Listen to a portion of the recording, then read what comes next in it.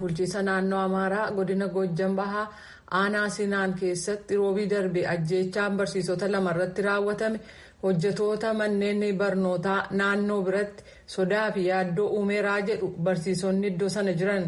Godina Goojjam Bahaa keessatti barsiisaan mana barumsaa sadarkaa lammaffaa tokko barnoota jalqabuu laalchisee nurratti xiyyeeffatamuu akka danda'u sodaan qaba jedhan. Godina Goojjam Kaabaa aanaa Gonjii Koleelaarraa barsiisaan mana barumsaa sadarkaa lammaffaa immoo akka jedhanitti manneen barnootaa irra caalaan isaanii cufamanii erga waggaa tokko oliif turanii booda banamuu laalchisee mootummaa naannoo sanaarraas ta'e hidhattoota faannoo naannoo sana jiranirraa ergaan wal faallessuu dhaga'amaa jira jechuun dubbatan. Zoonii Goojjam Lixaa magaalaa Jigaa keessatti barsiisaan mana barumsaa sadarkaa lammaffaa inni sadaffaan sagalee Ameerikaaf akka ibsanitti barsiisonni yeroo manneen barnootaa cufamanis ta'e ammas mindaan isaanii ni argatu inni jedhu mirkanaa'aa miti. Bulchaa olaanaan kan godina Goojjam Lixaa aanaa Jaabii Teenaan jeechaalee ergaa sagalee Ameerikaaf akka himanitti barsiisonni naannoo sanaa yeroo manneen barnootaa waggootii lamaan walitti aananiif cufamanitti mindaa isaanii argachuu itti fufu yoo ta'e murteen kenname hin jiru. Bulchiinsi naannoo sanaa akka jedhetti barsiisonni ajjeefaman barumsa bara barnoota ammaa torban kana jalqabeef hojjetaa akka turan ibseera. Garee addatti maqaatuu hin dha'inis ajjechaa kana duuba gareewwan hidhatan kanneen maqaa uummata Amaaraatiin kakatan jechuudhaan himataniiru. Dubbii himaan faannoo Simeena Mulaatu akka jedhanitti gareen kun wal dhabdee deemaa jiru laalchisee nageenya daa'immaniif wabii kennuu hin dandeenye. Maatiin isaanii gara kaampii baqachaa waan jiraniif barnoota jalqabuun hin danda'amu. Kun immoo murtee uummanni murteessedha. Faannoo Amaaraatiin kan deeggaramedha. Hojiirras ni oolchaa jedhaniiru. Hayyee oduu kan nutti himaa jirtu jaallannee gammadaati. Tuujubee miti oduu itti nutti darbina sababa walitti bu'iinsa irraa kan ka'e jireenya isaanii irraa buqqa'anii bulchiinsa naannoo Amaaraa godina Walloo Kibbaa keessa namootaan qubatanii jiranu gargaarsa namoomaa argachaa akka hin jirre waajjirri ittisa balaatii fi wabii nyaataa godinichaa sagalee Ameerikaatti himee jira.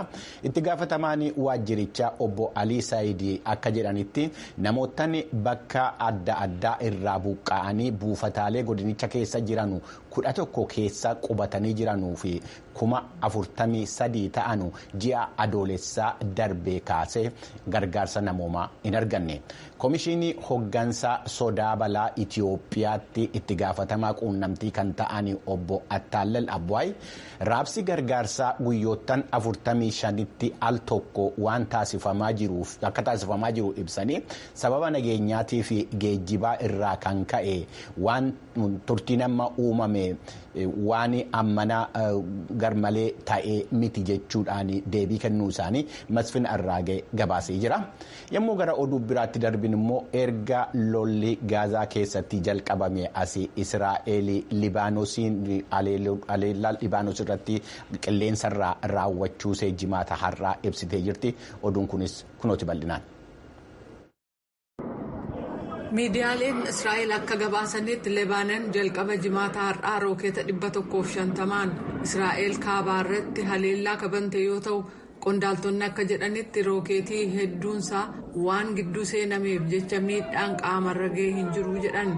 Gaazexaan Taayims kan Israa'el akka gabaasetti waraanni Israa'el namoota nagaa sochii manaan alaa godhan daangessuu akkasumas walga'ii irraa akka of qusatan itti himeera. Miidiyaaleen Lebaanoon jimaata har'aa Israa'el haaloo ba'uudhaaf haleellaa haaraa gaggeessuu gabaasanii kunis haleellaan Israa'el kamisa galgala cimaaf wal fakkaatu hordofeetu. Raayyaan ittisa Israa'el viidiyoo miidiyaa hawaasasaa kan Eksii fi Teelegiraam irratti maxxanseen viidiyoo shororkeessaan Hizbollaa kan bakka caasaa waraanaa Hizbollaa ittiin jedhe kan naannoo Kufaar Kila Lebaanoon kibbaa seenu agarsiisaa jedhee jira. Erga gamoo sana seenee yeroo muraasa booda jedha wanni maxxanfame kun haleellaa xayyaaraa Israa'el irraa ta'een barbadaa'aniiru jedheera.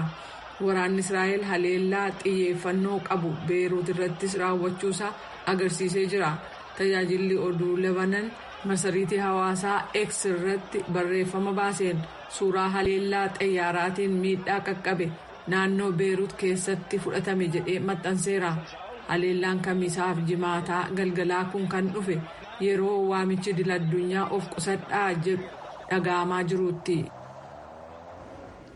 Baatirii raadiyoo quunnamtii wookii tookii jedhamuu fi gareen hizboolaa itti fayyadamu irratti wanti dhoo'insa uumuu akka kaa'ame maddeewwan Libaanoos dhimmicha irratti dhiyeenya qabanuu ibsuu isaanii maddi oduu rooyiters gabaasee jira. Kunoota odiin kunis.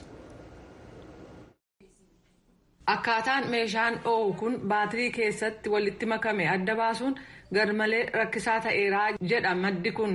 Wookitookiin dhibbaan lakkaa'aman gareen kun itti fayyadamu kan dhohan yoo ta'u kunis erga meeshaan quunnamtii biraan peejar jedhamu hizboolaa maadhee jajjaboo garee kanaa kan Lebanan keessatti dhoo'insa dhaqqabsiise guyyaa tokko booda. Suuraan wookitookii dhoohanii asxaawwan Ayikoomii fi Jaappaan keessatti hojjetame jedhu agarsiisaniiru. Ayikoom waggoota kurna dura moodeelota raadiyoo harkaa haleellaa kanaan adda baafaman oomishuu akka dhaabe kanneen ammallee gurgurtaarra jiran irra caalaan isaanii kan sobaan fakkeeffamanii hojjetaman jedhee ibseera. Hoogganaa waliigalaa kutaa nageenyaa fi daldalaa Ayikoom Yooshikii Enomoto dhaabbata oduu rooyitersiif akka himanitti meeshaan Ayikoom hojjetu durii kun boombii hojjechuuf fooyyeffamuu malaa jedhaniiru. Gama kaaniin aangawoonni Taayiwaaniif Bulgaariyaa jimaata har'aa dhiyeessii peejaroota kumaantamaan lakkaa'amanii kanneen kibxata darbe Labanan keessatti dhoohee du'a hizboolaa irratti raawwatame keessaa hirmaannaa akka hin qabne ibsaniiru. Haleellaan kibxata darbee fi roobii dhoohe Lebanon keessatti walitti qabaasaa namoota 37 ajjeesuu fi gara 3,000 madeessanii jiru. Akka gareen biyyoottan dureeyyii 7 yookaan G7 jedhetti gamtaan Awurooppaa Yuukireenii fi hanga doolaara biliyoonii 39 liqeessuudhaaf qophii godhee jira. Oduun kunis kunooti. Pireezidaantiin Komishinii Awurooppaa Ursula van der Leyen waadaa kana jimaata har'aa Yuukireen keessatti beeksisanii jiran. Maallaqni kun hangi tokko biyyattiin caasaa humna ibsaa waraanaan miidhame suphuu fi deebistee walitti hidhuu akkasumas yeroo baatiin qorraa dhihaataa jiru kanatti dandeettii ho'a maddisiisuuf qabdu guddisuuf kan oolu ta'a. Van der Leyen Kiev keessatti Pireezidaant Volodymyr Zeleniskiitti akka himanitti maallaqa keessan akkamitti akka itti fayyadamtan isin murteessaa jedhan. Hoogganaan Yuukireen akka jedhanitti hojiiwwan dursatti kennan neetwoorkii yookaan caasaa annisaa deebisanii ijaaruu, bakka haleellaa boombii irraa keessatti daatan dabalataan ijaaruu, manneen barnootaa fooyyessuu fi meeshaa waraanaa dabalataa bitachuu akka ta'e dubbataniiru. Caasaaleen annisaa Yuukireen qabdu gara walakkaan isaanii barbadaa'anii jiru. Humna ibsaa dabareen kennamu cufamuun immoo kutaalee biyyattii bahaa dukkana keessa galchee jira. Kaayyoon inni guddaan Yuukireen caasaa humna maddisiisuu kan ofii waaltawaa akka hin taane gargaaruu fi buufataalee humna elektirikaa gurguddoo humnoota Raashiyaan salphaatti xiyyeeffannoo taasisan irratti hirkachuu akka hin qabne gochuudha jedhameera. Hooggantoonni biyyoota dureeyyii G7 baatii waxabajjii keessa liqii doolaara biliyoona 50 kan Yuukireen qabsoo lubbuun jiraachuuf gootu gargaaruuf walii galaniiru.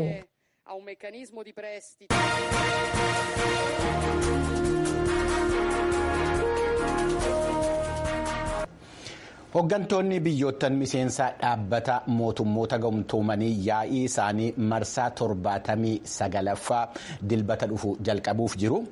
Waa'een lola gaazaa kan Sudaanii fi Yuukireen ijoo dubbii yaa'ii kanaa akka ta'us ammumaa jalqabee tilmaamamee jira.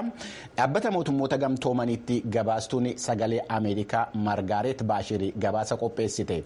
Ittaanee sinii dhiyaata waliin caqasu. Yaa'iin waliigalaa dhaabbata mootummoota gamtoomanii bara kanaa haala addunyaa dimimmisaa'aa ta'e keessa kan taasifamudha. Walqoodinsa siyaas-dinagdee to'annaa ala ta'ee fi baqannaa waldhabiinsaan uumame argaa jirra. Yuukireen, Gaazaa, Sudaaniif bakkawwan sanaa ol keessatti wanti jiru waan xiqqaa miti. Haala lammiileen Paalestaayin 41,000 ta'anu itti du'anii fi lammiileen Israa'el 100 ta'anu Hamaasiin qabamanii jiranu keessatti walwaraansi gaazaa keessatti taasifamaa jiru erga jalqabame waggaa tokko gahuudhaaf deemaa jira.